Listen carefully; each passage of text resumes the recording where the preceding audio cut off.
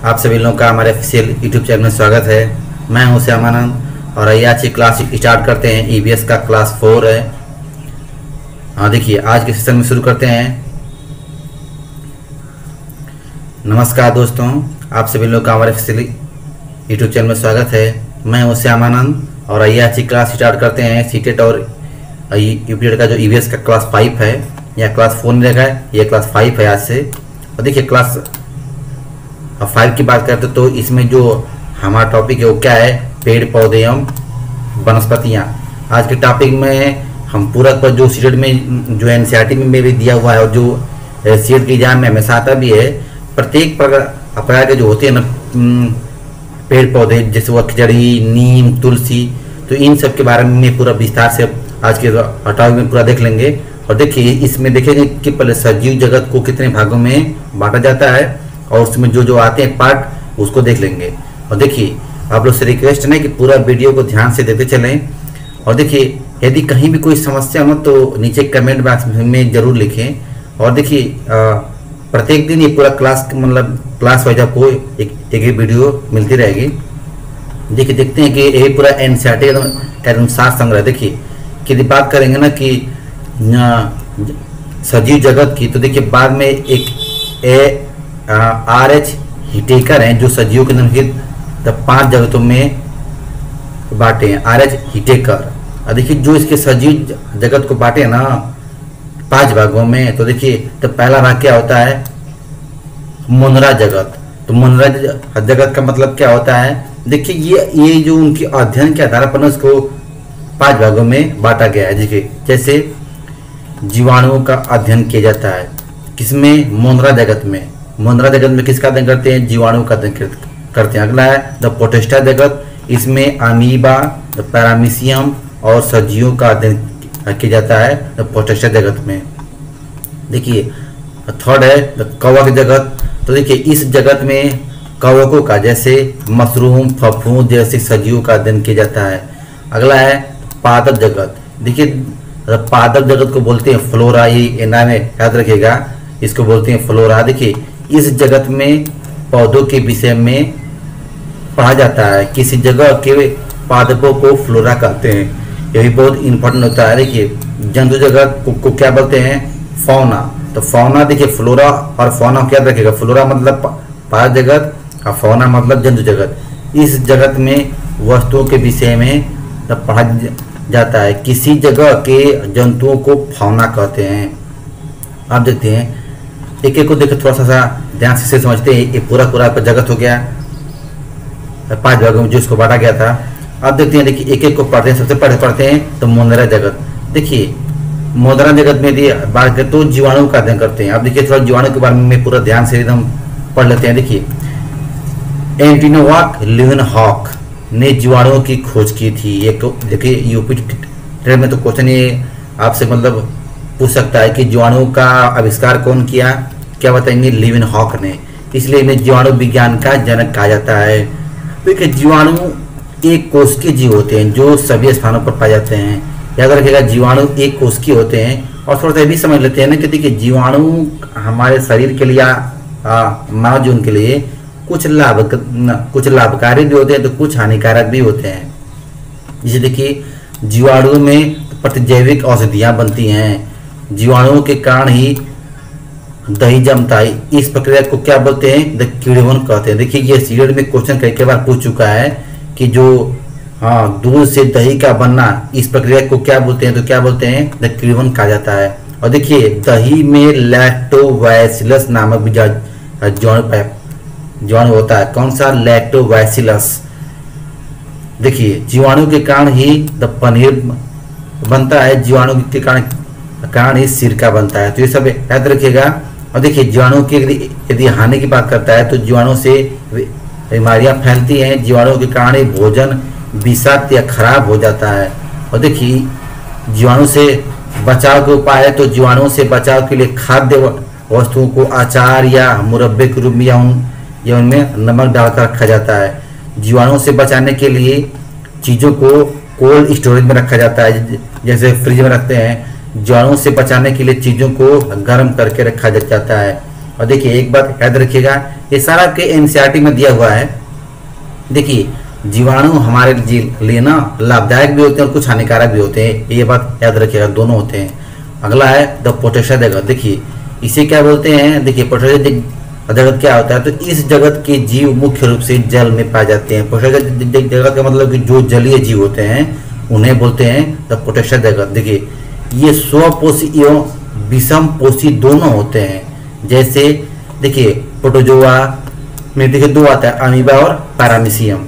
देखिए अमीबा की आकृति की बात करें तो ये ऐसे ऐसे कुल गोलाकार ऐसे ऐसे कुल फैला होता है। द पैरामीशियम की आकृति चप्पल के आकार की होती है, याद रखिएगा, ऐसे होता है चप्पल के आकार का पैरामीशियम का। और देखिए ये दोनों क्या होते हैं, एक कोशिकीय होते हैं, ये बीमारियां फैलाते हैं। आगे देखते हैं कवक जगत। देखिए कवक जगत, देखिए थोड़ा सा इसके बारे में भी और जाना जाता है। देखिए यदि पूछे तो अमीबा और द पैरामीशियम कैसे गति करते हैं तो क्या बताएंगे, कूटपाद द्वारा। इसको लिख लीजिएगा, कूटपाद। तो कूटपाद द्वारा क्या करते हैं, ये गति करते हैं अमीबा और द पैरामीशियम, ये भी जानते रहिएगा। अगला है द कवक जगत। देखिए कवक जगत क्या होते हैं, ये बहुकोशिकीय होते हैं, ये मुख्य रूप से गर्म एवं आर्द्र स्थानों पर पाए जाते हैं। आप लोग अभी जानते भी होंगे, जो होते हैं ना द फंगी कवक, जो सफेद सफेद के रूप में दिखाई देते हैं, क्या होते हैं, ये बहुकोशिकीय होते हैं। देखिए इनसे लाभ क्या होता है, कुछ कवक हम सेवन के रूप में भी प्रयोग करते हैं, खाद्य के रूप में। जैसे कवकों से प्रतिजैविक औषधियाँ बनती हैं। कुछ कवक भोजन के रूप में भी प्रयोग होते हैं, जैसे मशरूम होता है। मशरूम भी क्या होता है, कवक है। खिस्ट या समीर, ईस्ट या खमीर होता है, खमीर। तो देखिए यह एक कवक होता है जिसका प्रयोग बेकरी उद्योग में किया जाता है। देखिए कवक से हानि की बात करें तो इससे भी क्या फैलती है, बीमारी फैलती है। और देखिए कवक चीजों को खराब कर देते हैं। देखिए जीवाणु और एवं कवकों को पृथ्वी का अपमार्जक कहते हैं, क्योंकि ये मरे हुए जीव जंतुओं को अपघटित कर पृथ्वी को साफ रखने में मदद करते हैं। देखिए आगे आते हैं लाइकेन। देखिए ये भी क्या होता है, एक शैवाल होता है, और शैवाल और कवक दोनों से मिलकर बना होता है लाइकेन। इसको इंपॉर्टेंट कर लीजिएगा, ये यूपी में क्वेश्चन आ चुका है। ये अक्सर क्वेश्चन मतलब आपके एग्जाम में देखने को मिल जाएगा लाइकेन के बारे में। देखिए कि यह सजीवी दो जीवों के साथ रहना एवं दोनों को परस्पर लाभ होना का उदाहरण है। देखिए लाइकेन दो जीव शैवाल और कवक से मिलकर बनता है। लाइकेन भोजन बनाता है और तथा शैवाल कवक शैवाल को आश्रय प्रदान करता है। देखिए लाइकेन दो से मिलकर बना होता है, शैवाल और कवक से। देखिए शैवाल क्या करता है, भोजन बनाता है, और कवक शैवाल को आश्रय प्रदान करता है। ये चीज और समझिएगा। देखिए लाइकेन का प्रयोग क्या करते हैं, तो वायु का शुद्धिकरण पता करने में। देखिए नीचे लिखे भी होंगे कि लाइकेन वायु प्रदूषण का प्राकृतिक सूचक होता है। ये लाइन बहुत ही इंपॉर्टेंट है, याद रखिएगा कि लाइकेन क्या होता है, तो वायु प्रदूषण का प्राकृतिक सूचक है। देखिए जहां वायु में सल्फर डाइऑक्साइड गैस की अधिकता होती है वहां लाइकेन नहीं पाए जाते हैं। देखिए जैसे जहां की वायु यदि दूषित है वहां पर क्या होगी, लाइकेन की मात्रा नगण्य होती है। तो इससे यह अंदाजा होता है कि वहां की वायु क्या है, बहुत ज्यादा प्रदूषित है। देखिए वहां की वायु क्या होती है, प्रदूषित होती है। देखिए जानवरों हमें भी सजीवता देखने को मिलती है। जैसे देखिए ये क्वेश्चन देखिए यहाँ से इंपॉर्टेंट कर लिए, सीटेट में क्वेश्चन यहाँ से बार आता है। जैसे बगुला भैंस की पीठ पर बैठकर उसके शरीर पर मौजूद कीटों को खाता है, इससे बगुले को भोजन मिल जाता है और भैंस की सफाई हो जाती है। तो ये भी क्या होता है, देखिए अक्सर क्वेश्चन पूछता है कि बगुला भैंस के ऊपर बैठता है तो किसका दिखाता है, सहजीविता को दिखाता है, जीव जंतुओं में भी। और लाइकेन भी क्या होता है, एक सजीवी जीव है।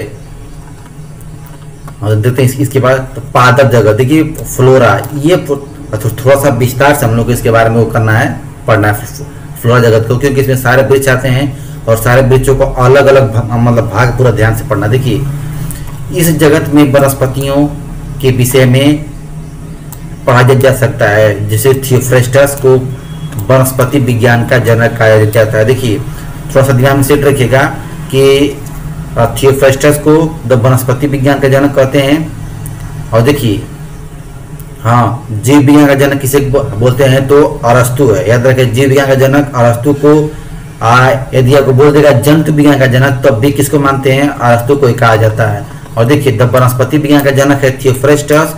एक आता है चिकित्सा विज्ञान, तो चिकित्सा विज्ञान का जनक किसको बोलते हैं तो हिप्पोक्रेट्स नाम आता है उसका, हिप्पोक्रेट्स को कहा जाता है। ये भी अपने दिमाग में बात सेट रखिएगा। देखिए पौधे हमारे पर्यावरण के अभिन्न अंग है, अगर पौधे ना होते तो हमारा पर्यावरण सजीव रहित हो जाता। देखिए पर्यावरण में कुछ भी नहीं बचेगा, क्योंकि पौधे जंतु एवं विषम पोषी पौधों को प्रत्यक्ष अप्रत्यक्ष रूप से भोजन प्रदान करते हैं। अब देते हैं पौधों की प्रकार। देखिए तो पादप जगत में पूरा यही पढ़ना फ्लोरा में पौधों के प्रकार। देखिए आकार के, सबसे पहले आकार के आधार पर देखिए पौधों के 3 प्रकार होते हैं। एक होता है शाख। देखिए सीटेट में अक्सर देता क्वेश्चन कंटेंट के रूप में कि शाख क्या होते हैं, तो देखिए ऐसे 3-4 विकल्प बना देगा। तो देखिए ये छोटे होते हैं शाख, इनका तना कोमल एवं हरे रंग का होता है शाख का, इनमें बहुत सारी शाखाएं टहनियां नहीं होती हैं। उदाहरण धनिया, गेहूं, धान, मेथी, पालक। याद रखिएगा गेहूं भी क्या होता है, एक शाख होता है, धनिया शाख है, धान भी। देखिए जिसकी जो तनाएं होती है ना वो अधिक कठोर ना हो तो उसे क्या बोलते हैं, शाख कहा जाता है। ये एग्जाम्पल के तौर पर इसको याद रखिएगा। देखिए एक आता है वृक्ष। तो देखिए वृक्ष क्या होते हैं, ये झाड़ी से बड़े होते हैं और देखिए इनका तना मोटा एवं गहरे भूरे रंग का होता है। देखिए इनमें कई सारी शाखाएं होती हैं जो तने के ऊपरी भाग से निकलती हैं। उदाहरण देखिए आम, अमरूद, जामुन, नीम, कीकर, पीपल इत्यादि। देखिए उपरोक्त विभाजन के अलावा उन पौधों को जो अत्यंत कमजोर होते हैं एवं सीधे खड़े नहीं हो सकते, उन्हें 2 भागों में विभाजित किया गया है जो कि निम्न होते हैं। देखिए पहला है बिसर्पी लता, जिनकी तनाएं क्या होती हैं, फ्लेक्सिबल होता है, उनको 2 भागों में बांटते हैं। देखिए एक होता है बिसर्पी लता, एक होता है आरोही लता। देखिए बिसर्पी लता क्या होता है, ये पौधे जमीन पर फैल जाते हैं, जैसे पुदीना, तरबूज, खरबूज, खीरा, इन्हें क्या बोलते हैं, बिसर्पी लता। और आरोही लता क्या होता है, ये किसी ढांचे की सहायता से ऊपर चढ़ जाते हैं, जैसे मनी प्लांट, मटर इत्यादि। के जो आरोही लता होते हैं ना, ये क्या होते हैं, ये किसी दीवार पर या किसी के घर के ऊपर या फिर किसी स्तंभ पर ना ये धीरे धीरे ऊपर चढ़ने लगते हैं, उसे बोलते हैं आरोही लता। हाँ आगे देखिए, इसके बाद देखते हैं, ये देखिए इसके बाद का जो आपका टॉपिक है वो है द पौधों के प्रकार में। एक आता है, लिख लीजिएगा, खिजड़ी आता है, खिजड़ी, नीम, तुलसी। ये देखिए इसमें कई प्रकार के आपके पौधों के प्रकार आ जाएंगे, पूरा एक एक प्रकार के। देखिए जो जिसके प्रकार है ना उसको अगले वीडियो में देखते हैं, क्योंकि अगर इसी वीडियो में पूरा पढ़ाएंगे तो पूरा मतलब वीडियो बड़ा लंबा हो जाएगा। देखिए इसके बाद जो अगला वीडियो में आएगा तो उसमें पूरा बता देंगे आपको विस्तार से कि जो पौधे के अलग अलग प्रकार है उसका प्रयोग कहाँ कहाँ होता है। देखिए बहुत ही इंपॉर्टेंट आता है, जो भी होते हैं वृक्ष होते हैं। तो देखिए इसके अगर अगले वीडियो में पूरा आपका मिल जाएगा कि कौन कौन से वृक्षों का काम क्या होता है और उसका लकड़ियों का उपयोग क्या करते हैं, उनकी जो तनाव का प्रयोग क्या करते हैं, जो उनकी साग सब्जियां होती हैं, जो उनके पत्तियां होती हैं, उनका प्रयोग कहाँ कहाँ करते हैं। क्योंकि सीटेट में से क्वेश्चन बड़ा इंपॉर्टेंट होता है। देखिए ये जो नाम लिखे ना खिजड़ी, ये सीटेट में कई बार पूछ चुका है। तो इसके बाद टॉपिक में यहीं से रहेगा पूरा विस्तार से। तो आप लोग से रिक्वेस्ट है कि वीडियो को अधिक लोगों के पास शेयर भी करते चलें। और देखिए यदि आप लोग फेसबुक ग्रुप से हमारे जुड़ना चाहते हैं या फिर हमको इंस्टाग्राम पर फॉलो करना चाहते हैं तो इसके डिस्क्रिप्शन में ना उसका लिंक दिए हुए हैं, वहाँ से आप हमको फॉलो कर सकते हैं। थैंक्स।